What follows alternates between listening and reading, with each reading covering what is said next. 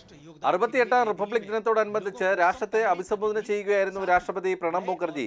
നിയമനിർമ്മാണ സഭകളിൽ ചർച്ചയും തീരുമാനമെടുക്കലും തിരികെ കൊണ്ടുവരുന്നതിന് കൂട്ടായ നടപടികൾ ആവശ്യമാണെന്ന് അദ്ദേഹം പറഞ്ഞു.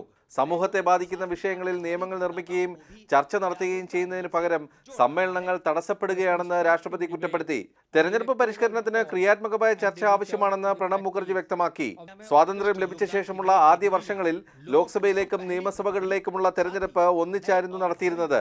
ഇത് തിരികെ കൊണ്ടുവരുന്നതിനെ കുറിച്ച് തെരഞ്ഞെടുപ്പ് കമ്മീഷനാണ് തീരുമാനമെടുക്കേണ്ടതെന്നും അദ്ദേഹം പറഞ്ഞു. For a constructive debate on electoral reforms and a return to the practice of the early decades after independence, when elections to Lok Sabha and state assemblies were held simultaneously. It is for the Election Commission to take this exercise forward in consultation with political parties. വാദിക്കുന്ന ഇന്ത്യക്കാരനാണ് ഇന്ത്യയുടെ പാരമ്പര്യം, അസഹിഷ്ണുതയല്ല. Not അസാധുവാക്കൽ കള്ളപ്പണത്തെ നിശ്ചലമാക്കി. തൽക്കാലത്തേക്ക് പിന്നോട്ട് പോകുമെങ്കിലും സമ്പദ്ഘടനയുടെ സുതാര്യത വർദ്ധിക്കുമെന്ന് രാഷ്ട്രപതി വ്യക്തമാക്കി. Mathrubhumi news, Delhi.